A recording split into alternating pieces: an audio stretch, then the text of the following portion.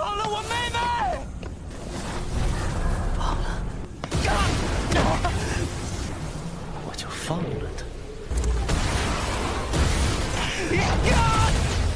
怎么会这么浓郁？不对，说的什么乱七八糟的规则，对我老……匕首之欲怎么能让你练气气？你什么境界？我要融化！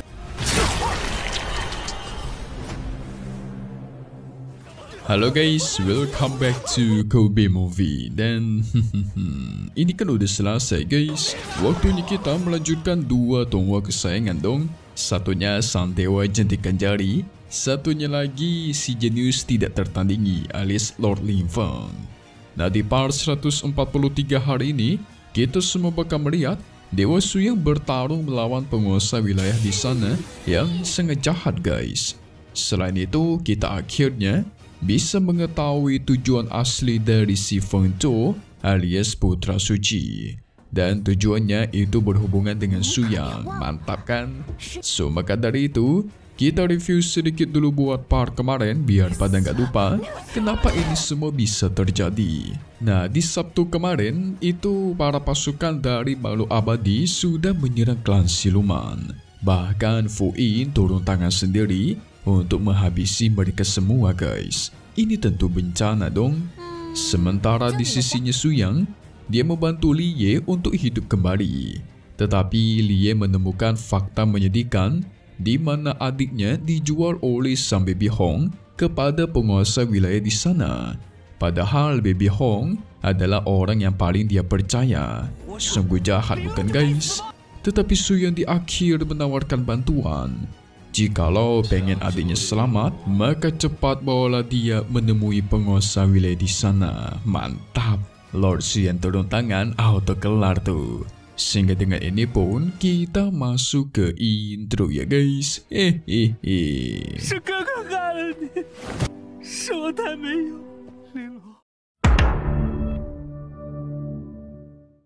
Sementara itu di tempat sang penguasa wilayah yang bernama Leng Lu, dia sedang ingin memurnikan Linglong adiknya Li Ye untuk dijadikan cairan jiwa spiritual.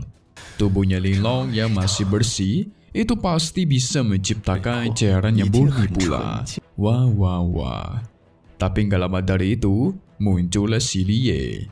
Li Ye melihat adiknya Linglong yang sedang dimurnikan tentu mencoba melepaskannya dong. Tetapi tidak dibiarkan oleh Leng Lu begitu saja.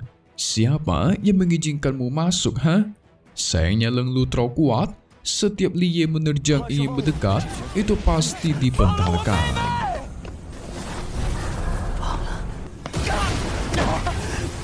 Leng Lu merasa yang paling berkuasa di sini, guys. Karena dialah orang yang membuatkan cairan jiwa spiritual untuk mereka semua. Jadi nggak ada orang yang boleh memerintah atau meminta sesuatu darinya.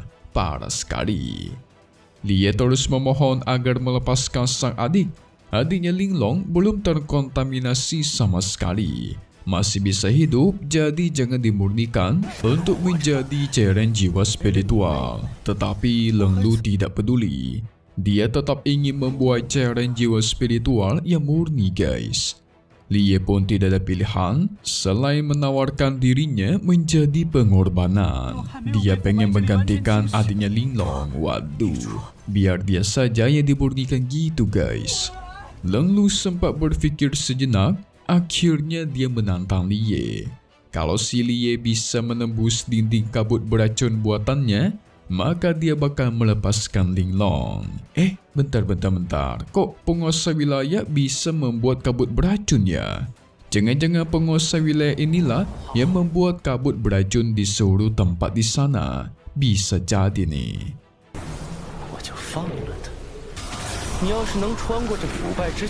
Li Ye terus mencoba menerobos. Tubuhnya perlahan terkena racun dan hancur.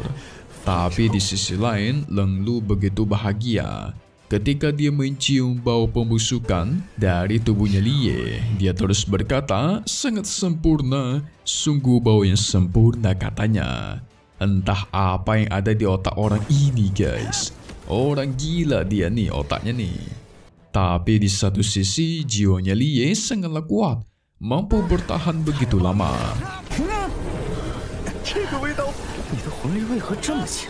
Dia pun terus mencoba menerobos dan tuar. Akhirnya Lie berhasil menerobos kabut dinding beracun itu. Mantap.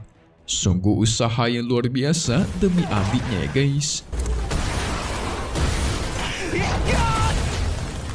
Tetapi bukannya ngelepasin Linglong, si Leng Lu malah tertawa keras udah seperti Joker dan mengatakan kalau dia hanyalah bercanda. Sekarang dia malah ingin menggabungkan tubuhnya Lie beserta Linglong menjadi satu cairan jiwa spiritual. Pasti nilainya super tinggi dan khasiatnya hebat sekali. Namun nggak lama dari itu, Suyang dan Yaya pun sudah datang. Bahkan Yaya datang-datang mengatai ini orang gila nih. Leng Lu bisa merasakan betul wanginya Suyang begitu segar dan nikmat. Tetapi ada yang aneh.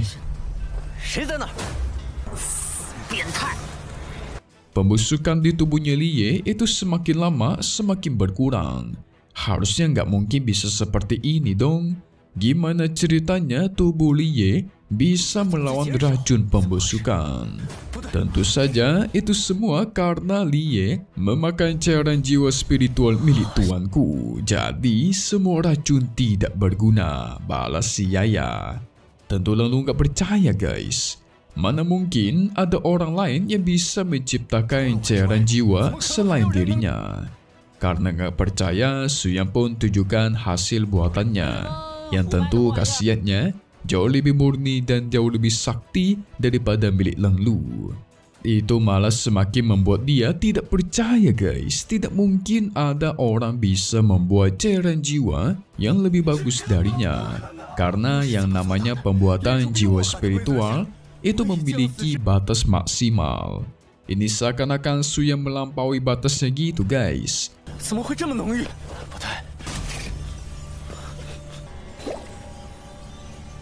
Dari situlah Leng Lu menebak kalau Suyang ini berasal dari dunia luar. Yes, benar sekali. Suyang bisa menciptakan apapun yang dia mau. Jadi aturan maksimal pembuatan cairan jiwa spiritual pun itu nggak ada gunanya di hadapan Suyang.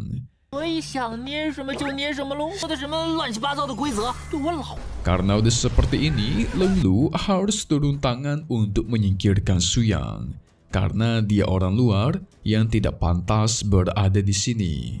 Segera Leng Lu menyerap semua cairan jiwa spiritual yang ada di sana.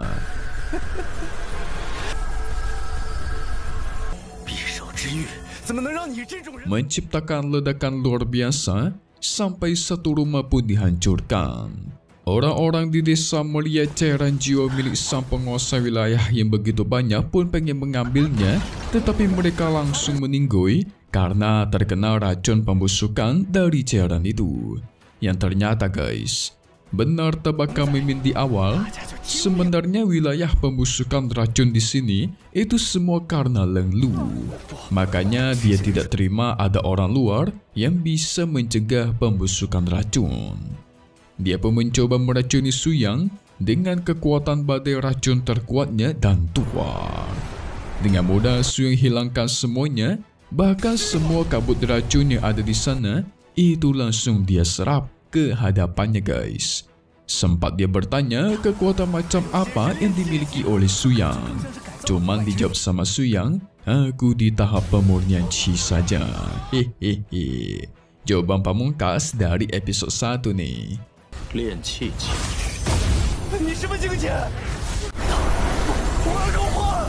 Lu tentu tidak percaya dong. Mana mungkin tahap pemurnian Qi bisa sekuat itu. Dan hasilnya, semua racun di sana pun diserap ke dalam satu bulatan, termasuk si Leng Lu guys. Mantap. Dengan ini, satu kota pun jadi aman sentosa, tidak ada racun lagi. Lie sempat bingung, harus ngapain lagi setelah ini ya? Ya terserah anda lah. Yang penting kan Tuanku Suyang sudah menghilangkan semua racun yang ada di sini. Cuma si Ye memperingati dan berpesan, jadi orang itu harus berhati-hati dan bijak, jangan terlalu baik hati. Benar sih guys, sepengalaman Mimin itu beberapa kali baik hati sama orang, malah ditusuk dari belakang. Sakit hati jadinya guys. Makanya sekarang perlakukan secukupnya aja, nggak usah berlebihan, bantu orang sebisanya aja. Biar nggak sakit hati tentunya kan. Sementara itu di Goa Klan Malu Abadi, Qianxi yang diikat sebagai tahanan. Dia tidak takut akan mati. Kalau mau habisi, maka habisi saja katanya. Tapi Feng Zhou tidak ingin melakukan itu, mau gimana pun kan mereka adalah teman lama. Teman lama tapi nangkap orang guys, gimana dah? Namun dia bercerita katanya ada satu makhluk abadi terkuat yang disebut juga nomor 1 di alam makhluk abadi. Saking kuatnya, satu dunia itu bisa hancur dengan serangannya. Nah, Feng Zhou ingin mendapatkan itu semua dari sosok terkuat itu. Tapi siapa sangka, murid-muridnya datang begitu cepat. Jadi rencananya Feng Zhou juga harus dipercepat. Yes, benar guys. Yang Feng Zhou maksud, sang makhluk abadi terkuat itu adalah Su Yang. Tentu Qianxi bingung dong. Lantas apa hubungannya denganku? Nah, di sini Feng Zhou pengen menjadi makhluk abadi terkuat, bahkan bisa mengalahkan Su Yang. Mana bisa gitu ya guys, nggak mungkin itu mah.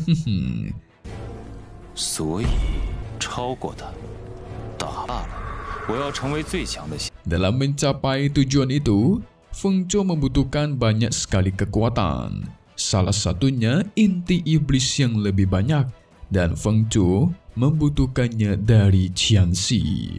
Dia menusuk Qianxi dan mengambil inti iblisnya. Nah, pertanyaannya, kenapa membutuhkan inti iblis yang lebih banyak? Karena inti iblis mengandung kekuatan luar biasa yang jika dimurnikan, itu bisa membuat seseorang menjadi super kuat hanya dalam waktu singkat. Contohnya kemarin, inti sihir milik Yaya itu hampir direbut oleh saudara-saudaranya.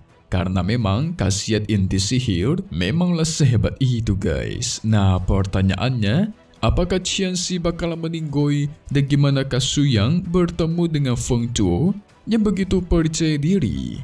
So, maka dari itu, kita masuk ke part 144 Lin Shishuanian, episode 146-nya di hari Sabtu lagi.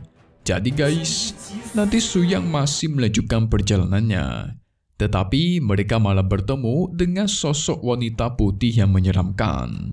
Dia bisa terbang di atas badai, membuat Yaya murka dan ingin mengejarnya. Tapi saat dia berubah bentuk, malah terjebak ke dalam angin badai topan dan tidak bisa keluar. Wanita itu terus memperkuat badai racun, bahkan melancarkan serangannya ke arah Su Yang. Langsung Su Yang gunakan satu jari, dia tunjuk dan menundukkannya dan duar. Kalian pasti tahu lah ya gimana hasilnya. Satu jari Su Yang keluar, maka auto kelar sudah semuanya. Tapi siapakah sosok wanita itu guys? Dia juga bisa mengeluarkan racun kabut dari tubuhnya seperti yang si Leng Lu. Wah, orang baru nih. Kita bakal tunggu lagi di part 144 Lin Shishuanian di hari biasa guys, Sabtu dan Selasa. Update lagi nanti buat tonton selanjutnya, dan pastinya cuman di sini, Kobe Movie. Thank you buat kalian semua nonton dan selalu support channel Mimin. Semoga kalian semua sehat selalu ya. Mimin pamit undur diri dulu. Kita bakal ketemu lagi di video-video selanjutnya. Oke kalau gitu, see you guys.